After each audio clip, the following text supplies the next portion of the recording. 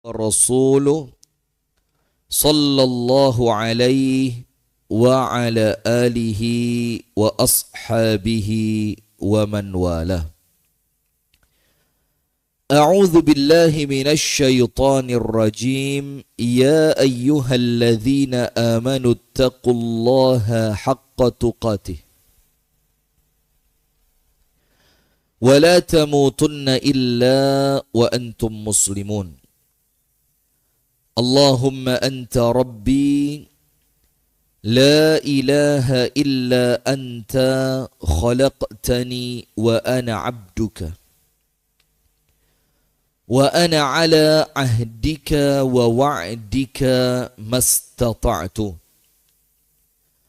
a'udzu bika min syarri ma sana'tu abu'u laka bini'matika alayya wa abu'u bidhanbi faghfirli fa innahu la yaghfiru adh-dhunuba illa anta. Asbahna ala fitratil Islam wa ala kalimatil ikhlas wa ala dini nabiyyina Muhammadin sallallahu alaihi wasallam wa ala millati abina Ibrahim hanifan musliman wa ma kana minal musyrikin amma ba'du. Allahumma inna nas'aluka ilman nafi'a wa rizqan tayyiba wa amalan mutaqabbala. Amin ya rabbal alamin. Hadirin sekalian, ibu-ibu dan bapak-bapak jamaah salat subuh Masjid Mustaqim yang semoga kita bersama senantiasa dirahmati dan diberkahi oleh Allah. Amin.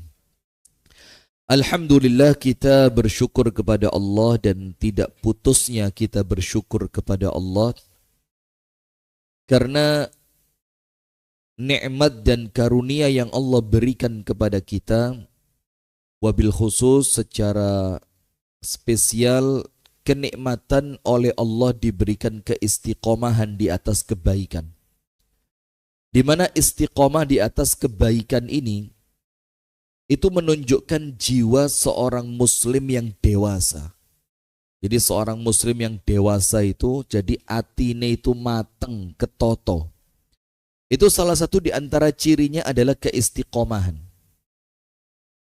Karena apabila seseorang itu kehilangan istiqomah, itu artinya dia sedang diombang-ambingkan oleh jiwanya yang belum matang. Jadi lek pas kepingin ibadah yo ibadah, kalau pas kepingin ninggalkan ibadah yo ditinggal, kalau pas kepingin sholatnya di masjid yo di masjid, kalau pas males ke masjid yo sholatnya di rumah. Itu menunjukkan jiwanya belum matang. Maka salah satu ciri khas para nabi dan rasul itu Allah menunjukkan bahwa keimanan mereka itu stabil di atas. Itu bagaimana menunjukkan kematangan jiwa dan kedewasaan mereka. Nah, maka salah satu tolak ukur kita ini dewasa atau masih kekanak-kanaan itu ketika kita mampu memaksa diri untuk istiqomah dalam taat. Sak males-malese pakson.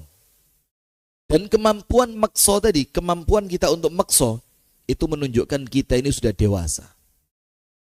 Alhamdulillah, kita bersyukur kepada Allah. Kemudian salawat beriring salam semoga tercurahkan kepada uswah kita, suri tauladan kita dan kekasih kita bersama, Nabi besar, Nabi agung, An-Nabi Muhammad sallallahu alaihi wasallam. Hadirin sekalian, saya kumpulkan ada 4 embun penyegar hati. Jadi namanya hati itu kan semuanya sudah paham organ yang paling mempengaruhi kebaikan dan keburukan. Semuanya sudah tahu itu. Sampai zaman dulu sekali, itu sampai Kiai Haji Abdullah Gimnastiar itu sudah mengatakan apa? Jagalah hati, jangan kau kotori. Nah, maka namanya hati itu, Pak, para ulama kan mengatakan summiyal qalbu likathrati taqallubihi. Hati itu diberi nama qalbu itu karena seringnya taqallub. Taqallub itu pindah. Api, elek, males, semangat, beneh, kasar, loman, lembut. Itu namanya taqallub. Maka karena banyaknya bertaqallub tadi, maka dibilang qalb. Maka dibilang apa? Qalb.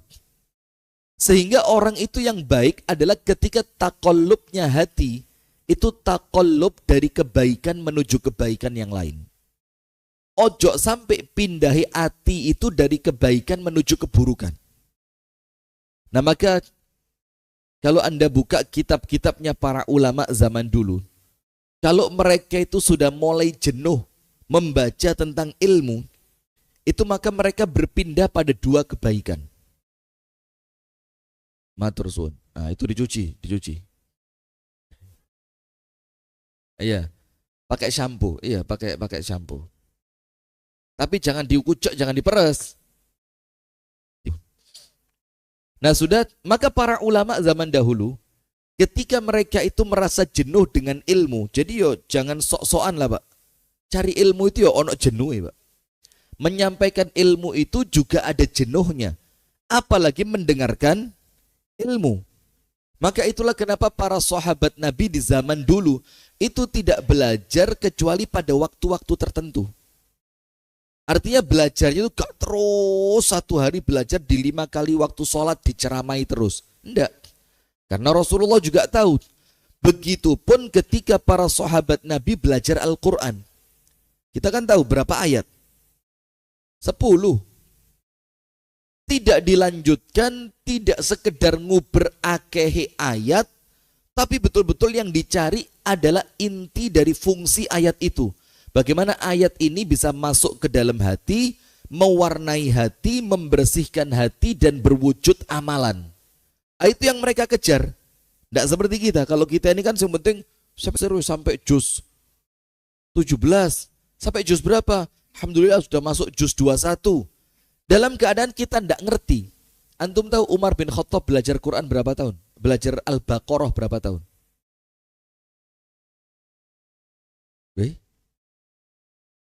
Umar ibnul Khattab belajar surah Al-Baqarah 10 tahun. Belajar apa? Surat Al-Baqarah 10 tahun. Kita gak tahu belajar kok. Ya gak tahu tahunnya kan. Mau belajar gak tahu. Ini 10 tahun. Apa kata Umar? Setelah aku belajar Al-Baqarah itu, maka hatiku terwarnai. Tapi tenanan belajarnya itu bukan sekedar moco, terjemah, tafsir, tadabbur.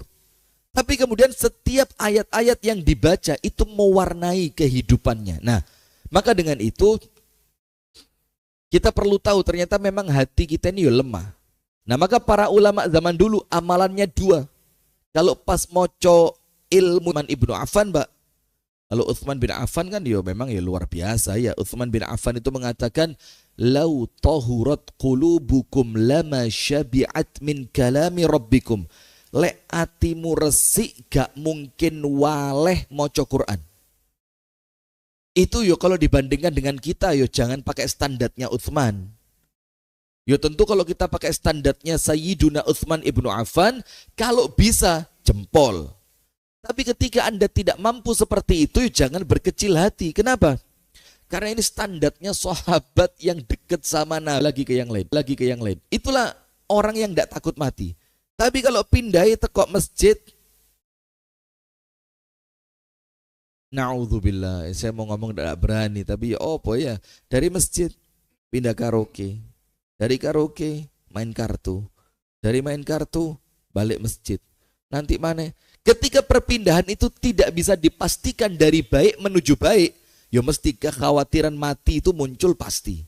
Kenapa? Normalnya manusia, Pak.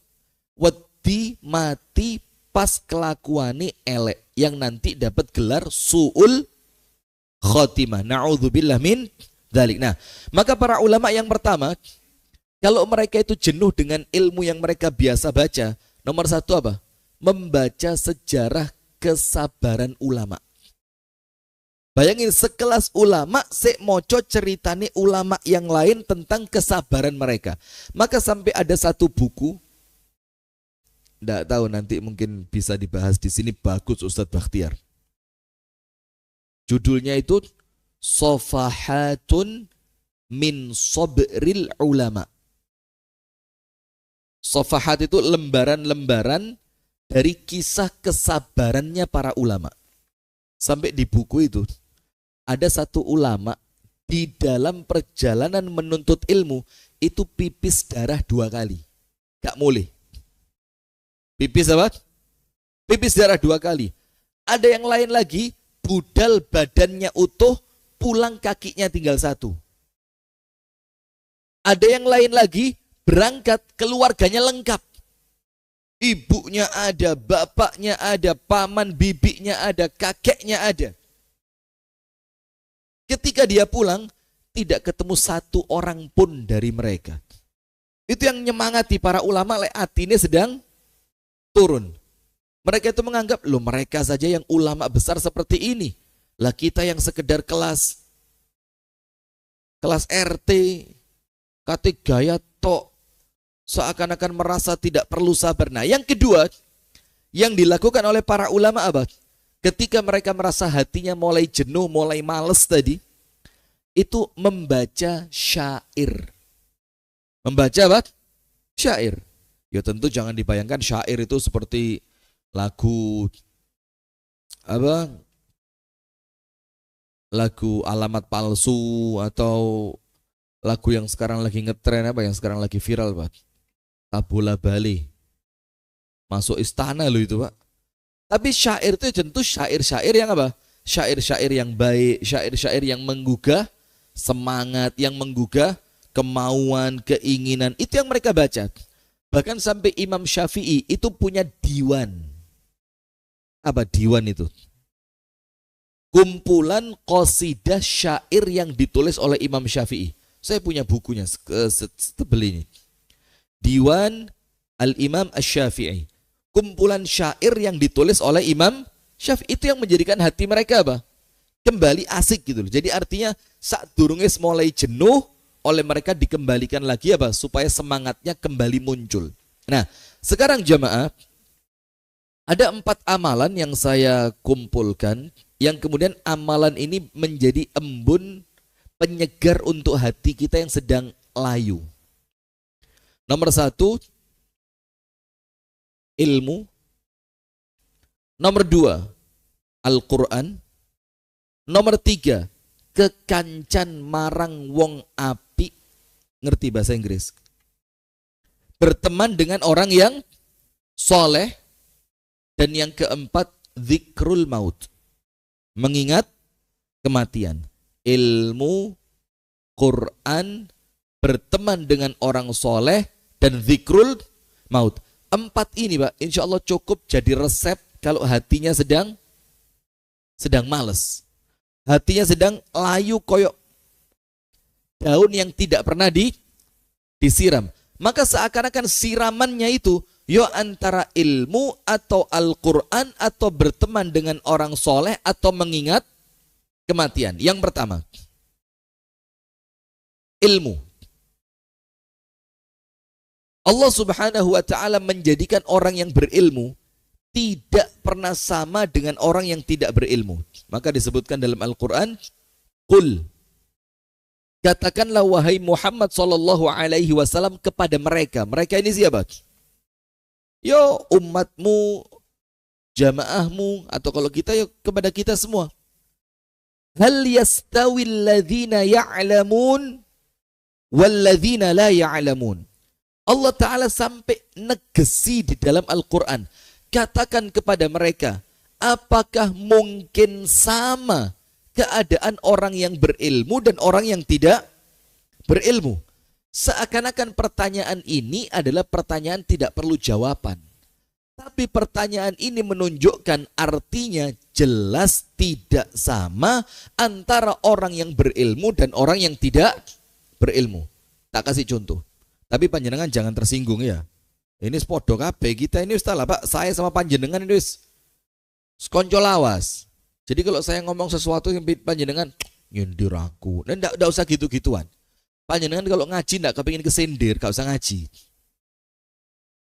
Contoh, saya tidak membicarakan sekedar kejelekannya ya, kebaikannya juga banyak. Antum tahu waktu dulu ada Ahok dianggap melecehkan Quran dulu, kemudian muncul gerakan apa? 212. Sampai kumpul jutaan manusia, bukan ratusan ribu, jutaan manusia. Gerakan yang sangat dahsyat dan besar luar biasa. Setelah gerakan itu bergulir, muncul dua kegiatan besar. Yang kalau kita lihat pakai mata kita kelihatan. Yang pertama, gerakan subuh jamaah. Sampai saya ingat sekali waktu itu Pak Huda itu keliling bawa son. Ayo iya apa iya? Siapa sponsornya? Pak Huda itu keliling bawa son itu, nggugah wong sholat subuh. Sekarang kemana gerakan itu? Loh bukan Pak Hudanya, gerakannya itu mana sekarang? Tidak akan langgeng, karena pendorongnya bukan ilmu tapi emosional sesaat. Itu yang pertama. Gerakan subuh jamaah. Walaupun yo sebagian dari kita ini yo bekas-bekasnya subuh jamaah itu. Ngaku apa ndak ngaku, mau ndak mau diakui. Tapi artinya, mana hegemoni yang sebesar itu sekarang mana? Hilang sudah. Karena pendorongnya bukan ilmu tapi emosional sesaat. Yang kedua, Mart. 212 Mart. Mana sekarang? Karena itu semua dijalankan bukan karena ilmu, bukan dengan landasan ilmu, tapi dijalankannya karena emosional sesaat. Nah, sementara orang itu tidak mungkin istiqomah kalau pendorongnya emosi yang sesaat tadi. Tapi keistiqomahan itu akan muncul dengan ilmu. Itulah kenapa Nabi Muhammad itu Pak tidak bisa baca, tidak bisa nulis. Tapi ayat yang turun pertama, Iqra. Coba dipikir pelan-pelan. Ini justru ayat yang pertama kali turun kepada orang yang tidak bisa baca, kepada orang yang tidak bisa nulis. Ayat pertamanya apa? Iqra. Kalau kita mikir Pak, wah salah konsep ini. Jelas salah konsep ini. Masa Allah tidak tahu kalau yang dikirimi wahyu orang yang tidak bisa baca, tidak bisa tulis. Tapi kan ya tidak mungkin Allah Ta'ala salah konsep. Tidak mungkin pula Allah Ta'ala salah konsep ketika menjadikan Nabi Muhammad itu ummi. Tidak bisa baca dan tulis. Tapi justru ini menjelaskan kepada kita pentingnya ilmu. Sampai yang tidak bisa membaca dan menulis pun oleh Allah dipaksa melalui malaikat Jibril dalam tanda kutip. Iqra ma ana biqari fadhammani dhamma faqala iqra faqultu ma ana biqari fadhammani dhamma. Sampai malaikat Jibril itu sampai merekes Nabi Muhammad, dirangkul, kata malaikat Jibril, baca. Nabi Muhammad bilang, ma ana biqari. Loh, ya apa dipaksa suruh baca wong saya tidak bisa baca. Ternyata itu adalah hentakan awal untuk kemudian membaca Al-Quran dengan tadabbur dan diamalkan. Karena Quran itu mulai awalnya sampai akhirnya isinya apa? Ilmu. Nah kemudian dalam ayat yang lain dijelaskan oleh Allah Subhanahu wa ta'ala, yarfa'illahu alladhina amanu minkum walladhina utul ilma darajat. Orang-orang yang iman, orang-orang yang ilmu itu oleh Allah diangkat derajatnya Pak, dibanding mereka yang beriman tapi tidak punya ilmu. Apalagi dibandingkan orang yang tidak punya iman. Maka di depan orang yang tidak beriman tidak usah minder, tapi selengean juga tidak boleh. Oh kafir, kafir, oh kafir, oh kafir. Ya tidak usah juga. Karena apa? Wala tahinu wala tahzanu wa antumul a'launa in kuntum mu'minin. Allah mengatakan jangan merasa hina, jangan merasa kecil, jangan minder, jangan sedih, karena kalian itu yang paling tinggi derajatnya sekiranya kalian beriman. Jadi tidak ada yang paling meninggikan derajat kita kecuali keimanan. Maka oleh Allah dibilang kalau pengen derajatnya ditingkatkan, yarfa'illahu alladzina amanu, iman dulu, minkum walladzina utul ilma darajat, dan orang yang berilmu. Dan yang lebih dahsyatnya lagi, Allah Ta'ala, ini bukan makna kata, nggih. Jangan salah paham, nanti dipotong lagi dibilang Ustadz Rifki menyamakan antara Allah dengan makhluk. Ngawur mana ini? Allah Ta'ala menyetarakan di dalam persaksian antara Allah, malaikat, dan orang yang berilmu. Syahidallahu annahu la ilaha illahu wal malaikatu wa ulul ilm. Allah Ta'ala menjadi saksi, dan Allah Ta'ala sendiri yang menyaksikan bahwasannya tidak ada yang berhak diibadahi kecuali Allah. Kemudian yang kedua yang turut menyaksikan bahwasannya tidak ada yang berhak diibadahi kecuali Allah adalah para malaikat. Dan di posisi yang ketiga, wa ulul ilm, orang-orang yang berilmu. Maka tidak sama, Pak. Keadaan hati orang yang sregep ngaji, orang yang jarang-jarang ngaji, dan orang yang tidak pernah ngaji tidak mungkin sama. Suami yang ngerti ilmu dibandingkan suami yang tidak ngerti ilmu tidak mungkin sama. Seorang istri yang ngerti ilmu dibandingkan istri yang tidak ngerti ilmu tidak mungkin sama. Bos, atasan yang ngerti ilmu dibanding atasan yang tidak ngerti ilmu tidak mungkin sama. Lihat sekarang kalau atasan ngerti ilmu. Lihat. Tahu cerita 3 orang yang terkurung di dalam gua? Salah satunya apa? Saya punya pegawai, bayarane durung dicukuk, wonge wis ngalih. Kalau dia ngerti ilmu, Pak, ditoto itu uangnya itu. Ini uang kalau tak simpen tok gak jadi apa-apa. Digerakkan sama dia uang itu. Dirupakan kambing, dirupakan binatang ternak yang lain. Sampai ketika pemiliknya kembali, aku nagih bayaranku. Ditunjukkan apa? Itu loh. Saya nunjuk sana kok tidak enak. Waduh, nunjuk sebelah mana saya? Itu loh. Dek mburi, kambing sak mono kae, sapi sak mono kean, plus unta dan jarani godekmu kabeh. Ini orang merasa dihina. Wah, kamu ngenyek saya, kamu berapa sih bayaran saya kok sampai jadi sebanyak itu? Dibilang apa? Karena waktu kamu pergi, saya takut kepada Allah kalau uang ini tidak sampai kepadamu dengan cara yang amanah. Ini ilmu, Pak. Jadi ilmu itu mewarnai. Maka orang-orang yang hatinya dipenuhi dengan ilmu, itu insya Allah uripe penak, uripe ajek, uripe istiqomah, gayane gak berubah. Mau manusia berubah, jungkir, walik, horek, gak horek, apa lagi? Kalau orang berilmu tetap, standarnya tetap yaitu ilmu. Nah, maka dengan itu Imam Syafi'i itu mengatakan apa? Fa innal ilma nur. Ilmu itu apa? Cahaya. Dan cahaya itu kata Al-Imam Asy-Syafi'i, Allah masukkan ke dalam hati. Wa nurullah la yuhdalil 'asi. Hati orang yang penuh dengan kemaksiatan tidak mungkin terisi ilmu. Nah, maka dengan itu ada poin yang pertama, kalau panjenengan kepingin dapat embun penyejuk hati, tempatnya di majelis ilmu. Maka orang lek sumpek urusan dunia, Pak, pelampiasannya kemana? Ilmu. Ilmu sudah. Dia mulai cari ilmu tentang akhirat, dia mulai cari ilmu tentang bagaimana rahmatnya Allah itu luas. Dia mulai cari ilmu-ilmu yang membangkitkan apa? Hatinya. Nomor 2, qiraatul Quran. Qiraatul Quran itu embun penyejuk hati. Sampai kalau panjenengan cerita tentang para ulama zaman dulu, hampir tidak ada ulama kecuali seneng khataman Quran. Tidak ada ulama tidak seneng khataman Quran, itu tidak ada. Maka sampai kemudian Imam Syafi'i kalau Ramadan itu khatam 1 hari 2 kali. Kalau orang tidak pernah ikhtiar ngelakoni, mesti jawabannya apa? Mustahil.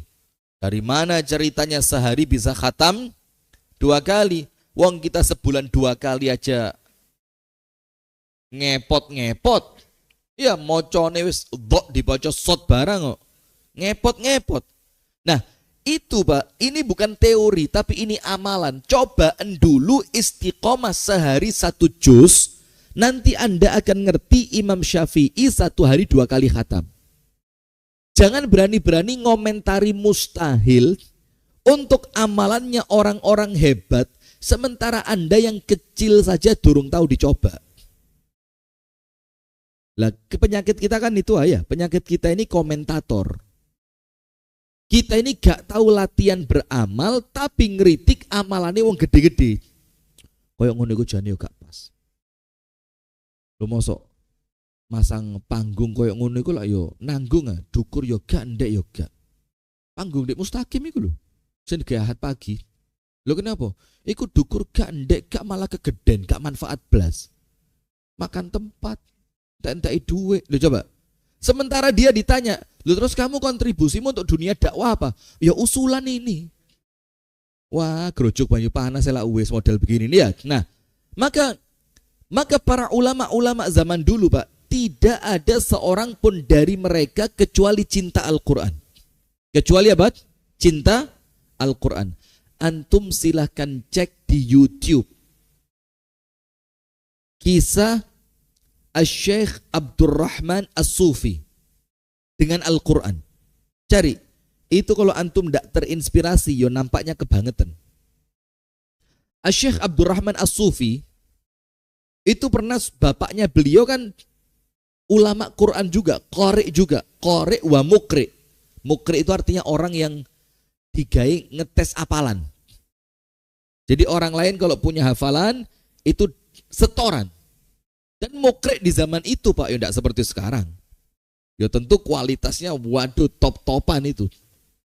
Sudah suatu hari Syekh Abdurrahman As-Sufi itu kelihatan bapaknya, konangan bapaknya, pakai celana kain, pakai kemeja, bawa kamus bahasa Inggris.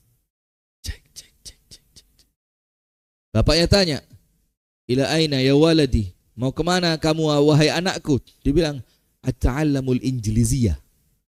Saya mau belajar bahasa Inggris. Sama bapaknya dipanggil, "Ta'ala ya waladi." Sini nak, sini nak. Dan bapaknya itu kaya raya.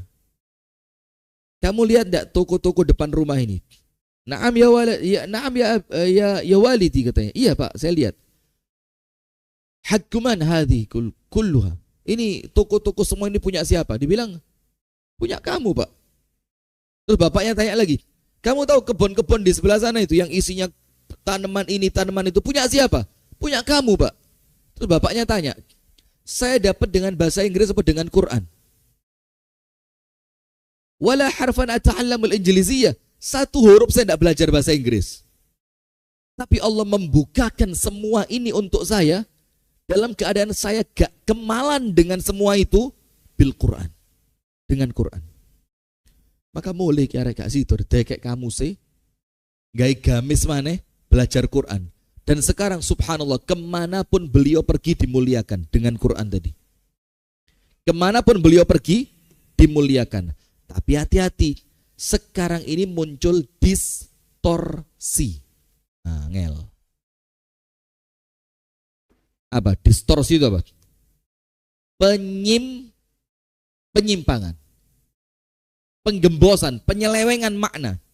Jadi sekarang ini seakan-akan sing penting apal. Ngerti urusan buri. Apalagi ngomong mengamalkan. Wong saya kenal satu hafid Quran mutkin. Hafid mutkin. Kalau kemana-mana di mobilnya lagu India. Hafid mutkin. Jangankan ngomong artinya, jangankan ngomong mengamalkannya, artinya saja belum tentu ngerti anak sekarang. Sing penting pondok tahfidz. Masukkan anaknya ke pondok tahfidz, le anakku apal Quran, dadi ahlul Quran, nanti aku dapat syafaatnya Quran karena anakku apal Quran, aku dikai mahkota yang seterang matahari. Ya ndak seringan itu. Justru Rasul itu mengatakan wal Qur'anu hujjatun laka au alaika. Quran itu bisa jadi penolongmu dan tidak menutup kemungkinan Quran itu menjadi yang menuntutmu. Kapan Quran menolongmu? Kalau diamalkan. Dan kapan Quran itu akan menuntut dirimu kelak di hadapan Allah? Apal tapi tidak merubah apapun. Maka justru kalau panjenengan lihat, cek kalau saya bohong, ketokan kuping, bukan kupingnya saya tapi, kalau kupingnya sapa ngono. Justru di kalangan para sahabat Nabi yang apal Quran itu sedikit. Sedikit. Cek sejarahnya. Atau sejarah ulumul Quran atau sejarah para penghafal Quran, sedikit. Karena cita-cita mereka bukan hafal tapi Quran mewarnai. Sehingga tidak jarang di antara mereka yang 10 ayat itu gak mari-mari. Dan mereka tidak merasa kecil dengan itu. Karena apa? Tujuan mereka bagaimana Quran itu hidup dalam keseharian saya. Bukan Quran hidup di mulut saya. Alif lam mim dzalikal kitabul la raiba fihi. Bukan itu. Lo kalau cuma apal Pak, bedanya panjenengan dengan kaset apa? Oh kaset zaman dulu ya. Kalau sekarang apa? Flash disk, Masya Allah. Flash disk sama hard disk apa? Sama. Lah kalau cuma apal Quran, lah itu bio loh, bio. Assalamualaikum. Assalamualaikum. Lah pas sing duwe wong apik, lek sing duwe wong elek ya diuruki mesuh barang ya. Itu ya ya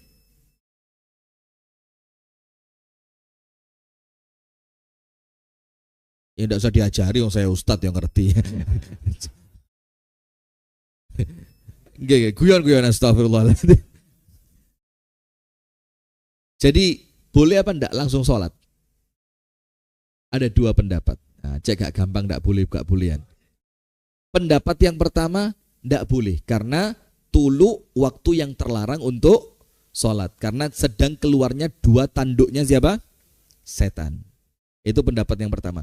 Pendapat yang kedua, seperti waktu terlarang sholat yang lain. Yang dilarang itu sholat yang tidak ada yang tidak ada sebabnya. Sholat sunnah mutlaqoh itu yang dilarang. Jadi kalau sholat sunnah yang ada sebabnya boleh. Seperti habis asar boleh sholat apa mboten? Tidak boleh. Tapi kalau sholat jenazah boleh. Habis asar boleh sholat apa enggak? Tidak boleh. Tapi kalau panjenengan masuk masjid kemudian tahiyatul masjid boleh. Nah sama seperti itu. Ini tulu ini kalau pendapat yang mengatakan tidak boleh karena memang dia sedang waktu terlarang dan tanduknya setan pas keluar. Pendapat yang mengatakan boleh karena yang kita lakukan bukan sholat sunnah mutlaqoh, tapi sholat sunnah yang ada sebabnya, yaitu sholat sunnah syuruk atau isyrok atau apalah namanya ya. Nah jadi mau panjenengan bilang boleh, ya enggak apa-apa. Bilang enggak boleh, ya enggak apa-apa. Tapi yang tidak boleh itu menutup mata adanya pendapat lain dalam perkara ini. Ngerti por aja nih. Jadi kalau saya mau ngelanjut 15 menit ya terserah saya. Kalau saya mau berhenti sekarang ya podo ya terserah saya. Tergantung saya pakai pendapat yang mana. Ini malah ngawur ini ya. Ini golek sing enak no awake dhewe ini. Sudah, lanjut.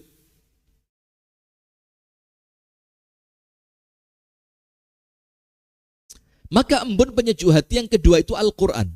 Nah maka Syekh Abdurrahman As-Sufi tadi, Abdul Rashid As-Sufi tadi, dia cerita pengalamannya dengan Quran luar biasa. Saya ceritain satu yang ini ajaib dari beliau. Ajaib pol. Syekh Abdurrahman Sufi sekolah ke Mesir. Waktu di Mesir, beliau itu suka beli kitab. Dan sering dapat hadiah kitab. Punya uang kitab. Sampai tidak terasa kitabnya itu sepenuh satu kamar. Ketika beliau mau pulang ke negerinya, apa yang terjadi? Itu sama beliau dikerdusi kitab-kitab tadi. Beliau beli tiket pesawat Mesir ke negaranya. Kata beliau apa? Wallahi la adri, saya demi Allah tidak ngerti bahwa pesawat itu barang itu ditimbang. Saya tidak ngerti. Ketika saya masuk ke loker, saya cetak tiket saya di Mesir, saya dihentikan oleh petugas karena dibilang bawaan saya overload. Tidak bisa masuk. Kalaupun saya mau masuk maksain, bayar duit. Sementara saya tidak punya duit lagi, kata beliau. Saya panik, saya ngomong, saya ini pelajar, saya tidak punya duit, saya begini, saya mau pulang ke kampung saya. Kitab ini akan penting untuk nanti saya ngajar di kampung saya segala macam. Itu petugasnya tidak mau tahu. Apa yang terjadi? Saya tinggal ke masjid. Kata beliau, saya tinggal ke masjid. Karena waktu itu penerbangannya ba'da subuh, dan saya sudah datang di masjid menjelang tengah malam. Saya datang di bandara menjelang tengah malam. Akhirnya saya tinggal ke masjid, saya sholat tahajud, saya ngaji tidak berhenti sampai adzan subuh. Karena orang-orang di bandara itu ngelihat saya ini pakaian orang yang beda dengan yang lain. Kemudian dia lihat saya sudah ada di masjid sebelum mereka datang, maka mereka nyuruh saya sholat subuh jadi imam. Maka saya jadi imam waktu itu. Saya baca surat-surat yang saya suka, katanya dia. Setelah sholat, saya dipanggil seorang laki-laki. Ditanya, kamu dari mana? Saya ceritakan, saya ini murid Mesir sini, dari kampung saya, negeri saya jauh di sana, saya tidak ngerti apa-apa, saya begini-begini. Terus saya ceritakan, saya ini bawa karton isinya kitab, itu saya kumpulkan mulai awal sampai sekarang saya mau pulang, tidak boleh dibawa masuk pesawat. Ternyata yang saya ajak omong tadi, ketua bandaranya. Dia bilang apa? Haji tazkirah, tiket kamu sini, saya yang bawa. Kamu tunjukkan mana kardus kamu. Dibawa tiketnya, kardusnya ditunjukkan semua, masuk tanpa biaya. Beliau bilang apa? Wallahi, demi Allah, ini semua tidak akan terjadi kecuali karena Al-Quran. Seajaib itu, Pak. Dan itu cuma satu cerita. Kalau panjenengan mau cek cerita-cerita yang lain, ya wake, dan ini bukan cerita dongeng yang tidak ada jeluntrungnya.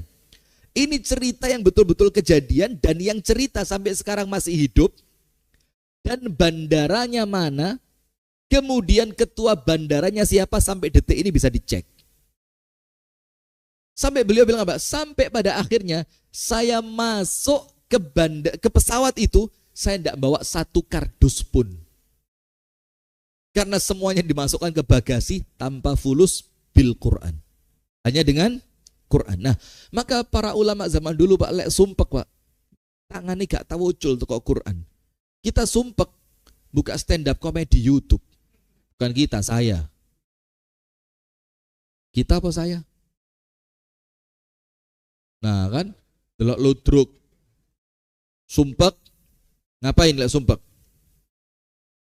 Nah maka memang kita terlalu jauh dari Quran, maka hati kita tidak akrab dengan Quran. Maka nomor 2, kalau mau embun penyejuk hati, Quran. Nomor 3, suhbah as-salihah.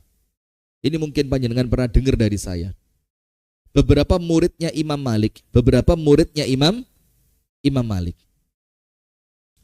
Itu subhanallah, kalau pas hati ini lemah, itu minta izin ketemu Imam Malik di rumahnya. Terus murid tadi bilang apa?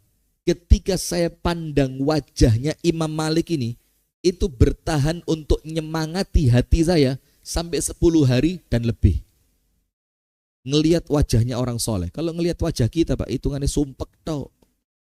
Karena kita ini solehnya soleh kepeksoy loh, garai. Kalau mereka itu solehnya itu soleh betul-betul soleh yang murni, kesolihan yang muncul dari jernihnya hati. Kita ini sholat tapi hati kita benci sama orang. Kita ini ngaji tapi hati kita mikir tinggal kali sopo dino iki. Kita ini wirid pagi dan petang tapi hati kita masih hilang yakinnya bahwa rezeki itu di tangan Allah. Sementara mereka solehnya itu muncul karena jernihnya hati. Hati ini bening. Nah, maka orang-orang yang betul-betul hatinya bening, maka dibilang apa? Wajah itu cerminan hati. Wajah itu apa? Cerminan hati. Maka antum tahu Bilal bin Rabah? Ya kalau ngomong jelek, ya jelek. Kalau ngomong kulitnya hitam, ya banget. Tapi Sayyiduna Abu Bakar As-Siddiq radhiyallahu anhu mengatakan apa? Idza nadhartu ila wajhi Bilalin, kalau saya ngelihat wajahnya Bilal, katanya Abu Bakar, wa ma uridu an altafita ila ghairihi, saya belas gak kepingin noleh ke tempat yang lain. Wes kadung noleh, jeret, kena wajahnya Bilal, itu saya lama-lamain di situ. Karena apa? Nurul wudhu, cahaya dari wudhu yang senantiasa dilakukan oleh Bilal bin Rabah. Dan banyak lagi orang-orang lain yang kita lihat kesolihannya itu terpancar dari wajahnya. Nah, sekarang berteman dengan orang soleh itu penting sekali untuk jadi penyejuknya hati. Rasulullah manusia terhebat di alam semesta. Iya benda. Kalau manusia paling hebat Kanjeng Nabi Muhammad. Allah munculkan sahabat bernama Abu Bakar untuk menemani perjalanannya. Itu fungsinya teman. Cerita, saling menguatkan, saling curhat, itu Abu Bakar. Kemudian dalam surat Al-Kahfi, wasbir nafsaka ma'al ladzina yad'una rabbahum bil ghadati wal 'ashyi yuriduna wajha wa la ta'du 'aynaka 'anhum turidu zinatal hayatid dunya wa la tuti' man aghfalna qalbahu 'an dzikrina wattaba'a hawahu wa kana amruhu furuta. Nabi Muhammad manusia sebaik itu Allah perintahkan untuk berteman dengan ahli zikir. Disuruh sabar. Kenapa? Saking pentingnya teman ini untuk urusan api hati. Tidak sembarangan teman ini, Pak. Maka sampai Nabi Muhammad itu mewanti-wanti betul, kalau kamu mengambil teman, ambillah teman yang kalau dilihat kamu ingat sama Allah. Jadi kalau dilihat itu menjadikan kita ingat kepada Allah. Sampai Imam Hasan Al-Basri mengatakan apa? Akeh-akeono kenal wong apik. Perbanyaklah berteman dengan orang solih. Kenapa? Karena mereka nanti di hari kiamat punya syafaat. Terus Imam Hasan Basri baca ayat Al-Quran apa? فَمَا لَنَا مِنْ شَافِعٍ وَلَا صَدِيقٍ حَمِيمٍ فَلَوْ أَنَّ لَنَا كَرَّةً لَنَكُونَ مِنَ الْمُؤْمِنِينَ. Penghuni neraka itu ketika ngelihat orang-orang diangkat dari neraka menuju surga, mereka tanya sama malaikat Malik, Malik, siapa mereka ini kok diangkat? Kok enak diangkat? Dua anak soleh tak? Gak. Mati syahid tak? Gak. Dapat syafaatnya Nabi? Ndak. Mereka didoakan oleh anaknya? Ndak. Lalu terus kenapa mereka keluar? Dibilang sama malaikat Malik, teman akrabnya yang soleh waktu di dunia golei. Terus langsung mereka bilang apa? Nyesel mereka oleh Allah diabadikan dalam Al-Quran. Mereka bilang, فَمَا لَنَا مِنْ شَافِعِينَ, kami tidak punya pemberi syafaat. Kenapa? وَلَا صَدِيقٍ حَمِيمٍ, karena waktu di dunia kami tidak punya teman akrab dari orang-orang soleh. Kalau kami punya kesempatan, kami akan kumpul kembali bareng orang soleh di dunia itu. Gak ada kesempatan. Maka kumpul bareng teman yang soleh itu, Pak, itu memindahkan Anda dari dunia menuju akhirat. Lek kumpulan nih bisnismen, ketemu, angel zaman Prabowo iki wis pajak gak karuan nih. Aku lo pirang-pirang tahun gak tahu ditekani wong pajak, saiki ditekani lah. Itu kalau kumpulnya apa? Bisnismen sing senengane ngemplang pajak. Sampai Menteri Keuangan yang baru ini katanya ada sekian T ya dari potensi pajak besar yang tidak terbayar. Siapa namanya Menteri Keuangan yang baru ini? Purbalingga. Oh Purbaya. Purbalingga Surabaya. Coba dicek, jangan-jangan bapaknya Purbalingga, ibunya Surabaya nih. Pak Purbaya itu ya. Nah, tapi kalau kumpulannya ahli Quran, kalau kumpulannya ahli tahajud, kumpulannya ahli zikir, kumpulannya orang-orang yang tidak pernah menjadikan dunia sebagai tujuannya, ketemu ngomong donyo, gak mungkin, Pak. Disemangati panjenengan. Ayo sing semangat, bismillah, paling dilungkas kene iki wis mati, te golek opo sing ndek donya iki. Itu obrolannya. Maka sekarang wis salah dilonglongi lah dikurang-kurangi kumpul sama orang-orang yang ceritonin dunyo, terus regondok mudun, pakan munda. Ah,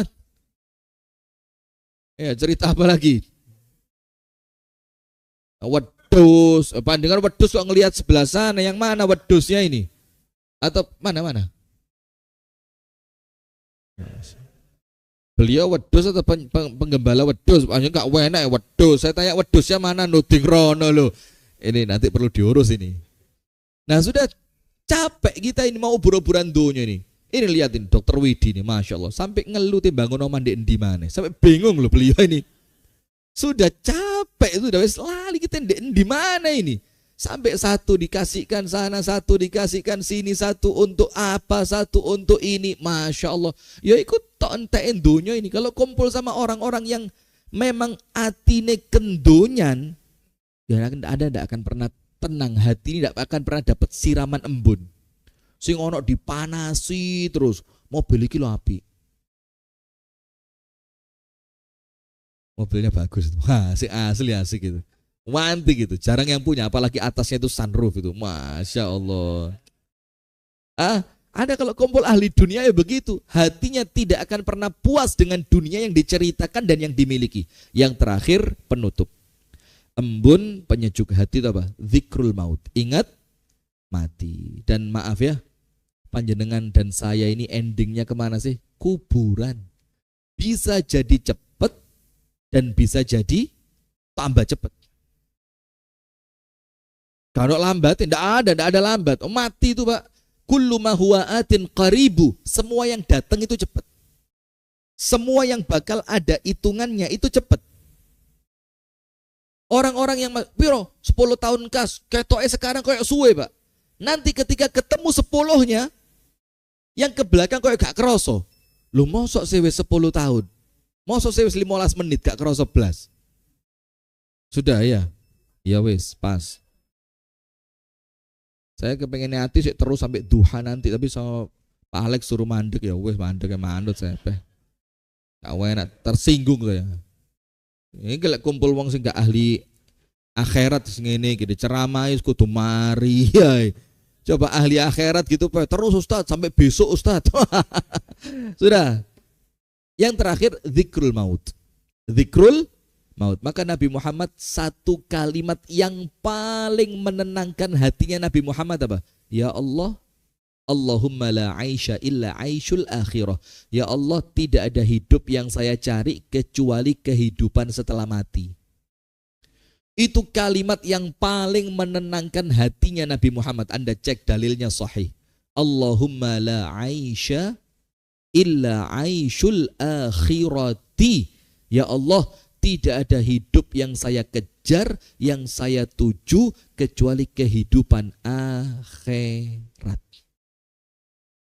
Maka Nabi Muhammad itu sabar rumahnya kecil. Padahal kalau mau rumah besar ya dengan gampangnya. Sampai tahajud kakinya Ibunda Aisyah itu digeser dulu baru Nabi Muhammad bisa sujud. Sampai kemudian ketika wafat itu baju besi perangnya, baju perang besinya itu masih tergadai di orang Yahudi untuk beli makan. Itu pun Ibunda Aisyah setelah Nabi Muhammad wafat diundang ponakane mangan. Golongannya Abdullah bin Zubair dan yang lain. Menunya enak, nangis Ibunda Aisyah tidak jadi makan. Ibunda Aisyah bilang apa? Itu loh rambutnya Kanjeng Nabi di kuburan belum kering. Kok kalian sudah makan semewah ini? Padahal di rumah kami, kata Ibunda Aisyah, ketemu bulan. Tidak ada makanan sama sekali kecuali air dan kurma tok. Kenapa mereka bisa setenang itu? Karena mereka itu eling Allah dunyo mek diluk sebentar lagi bakal mati. Nah maka mengingat kematian itu juga termasuk apa? Obatnya hati yang menjadikan hati kita ini apa? Insya Allah terkena tetesan sejuknya embun di tengah hiruk pikuknya dunia yang ndak karuan ini ya. Maka kalau memang uripe ndek dunyo gak ono enteke, Pak. Ndak ada habisnya. Wong dunia itu ibarat air laut. Anda buka ucapannya para ulama. Tambah diombe, tambah ngelak. Dulu ndak punya apa-apa, yo tenang. Mulai di omah siji, Mulai kepikiran perabot. Perabote enek kepikiran mosok peda motor gak duwe. Peda motor duwe mosok anak wis 3 panggah. Peda motor kudune yo nang omahe Pak Andi yo golek mobil-mobil apa ngono lah sing iso diseleh. Nah, itulah dunia itu. Ndak ada ceritanya dunia itu tambah didapatkan tambah memuaskan. Ndak ono. Ndak ada. Anda salah konsep kalau mengatakan dunia semakin dikejar semakin puas, Anda salah konsep. Karena dunia itu semakin Anda dapat banyak, semakin Anda haus untuk mendapatkan yang lebih banyak. Itu dunia. Tapi obatnya mek siji, eling mati. Lek mati kabeh bakal ditinggal. Ada cerita begini. Menutup seorang bapak mau mati. Anaknya papat diceluk kabeh. Ahmad, Ahmad mana Ahmad? Ono bi Ahmad. Oh ya wis. Panggil lagi yang kedua. Fatimah di Fatimah. Aku bi Fatimah. Oh ya alhamdulillah Fatimah ono. Abdurrahman. Aku bi Abdurrahman bi. Mijiti sikile abi. Oh ya Abdurrahman ono alhamdulillah. Ditanya satu lagi. Muhammad di Muhammad. Ahmad, Fatimah, Abdurrahman, Muhammad. Muhammad di. Iki bi. Sikil sebelah tengen bi Abdurrahman bi apa? Muhammad bi. Loh, kok dek kene kabeh sing jaga toko sapa? Masya Allah. Kate mati sik kepikiran toko ini orang ini. Iya, dikira anake papat ngelumpuk kabeh cek atine seneng tenang kate mati anake kumpul ternyata apa? Dicek lagi terus sing jaga toko sapa lek dek kene kabeh? Ngali nang toko kabeh. Ah, tapi cerita ini cerita fiktif untuk cerita saja. Wong iku lek kadung gemandul marang donya sampai kate mati pun sik gak trimo donyane ilang. Nanti sadarnya lek wis mati, maka ayatnya tahu kan? Alhaakumut takatsur. Melee lek wis meripate buka cret lah kok lemah telisik. Kanan tanah, kiri tanah, dukur papan apa namanya? Loh, baru ngomong balekno sediluk tak teko nang notaris ganti tanah sertifikat pribadi jadi sertifikat wakaf. Kata malaikatnya telat. Raiso, ayo saiki tanggung jawab. Nah, maka itu hadirin sekalian, semoga ada manfaatnya. Kurang dan lebihnya saya mohon maaf. Hadanallahu wa iyyakum ajma'in. Subhanakallahumma wa bihamdika asyhadu an la ilaha illa anta astaghfiruka wa atubu ilaik. Kurang dan lebih saya mohon maaf. Assalamualaikum warahmatullahi wabarakatuh. Video ini dipersembahkan oleh